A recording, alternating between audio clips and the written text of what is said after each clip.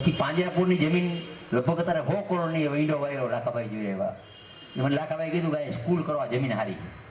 પછી ખેડૂતની જમીન 4-5 જણે બચાવી ભાઈ. પછી મોરબી સિંચાઈ ભવનનું તમને નવાઈ લાગશે, 100 કરોડની જમીન જાય એમ હતી, એની એન્ટ્રી પાડીને હું ટૂંક સમયમાં એનું કામ ચાલુ કરું. આપણા અંતે ખેડૂત છીએ. આપણી અહીંયા બધા બેઠા 90% જમીન. 50 વર્ષ પહેલાં આપણે જમીન લીધી હોય અને કોર્ટમાં કાગળિયા કરીને અધિકારીને કરી અને કોર્ટમાં નાખી અને રૂપિયાનો માલ 50 પૈસામાં લઈ લઈએ તો આપણે કેવું સહન કરવું? એ પણ હજી આવશે સમય. કોઈ દાદો નથી, હનુમાન દાદો એક જ છે.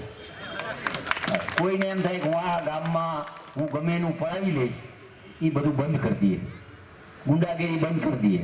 અમે પાછામાં મોકલશી અને જે ગુંડાગીરી એને મકાન પાડશી અને જરૂર પડે તો બીજી વાર પણ પાછા મૂકશી.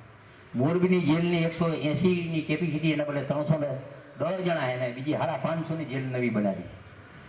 નવરા નથી થવા દેવા. એને જો નવરા થવા દે તો આપણે હક ન કરે.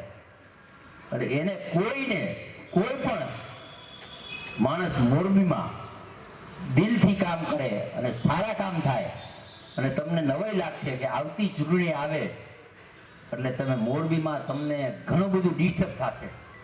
આ રોડનું કામ આલે, આ ગટરનું કામ આલે, અંડરગ્રાઉન્ડ 50 કરોડના ખર્ચે અંડરગ્રાઉન્ડ વાયરિંગનું કરવાના, બીજા રાઉન્ડમાં કરશી.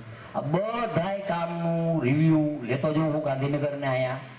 અને આજે મને કહેતા આનંદ થાય કે અધિકારીને મેં એમ કીધું કે ગાંધીનગરના પેન્ટિંગ કામ દિયો કોર્પોરેશનમાં. ખાલી માત્ર 2 આપ્યા ને જેટી, 2 જ આપ્યા, 2 બાકી. અને 450 કરોડનું કોર્પોરેશનનું કામ કરવાના. અને કેબલ બ્રિજ છે ને એ આપણે ગુજરાતમાં 3 થાય ને એમાં મોરબીમાં થવાનો 150 કરોડ 2 બ્રિજ થશે. આ બધું કરવાનું હોય.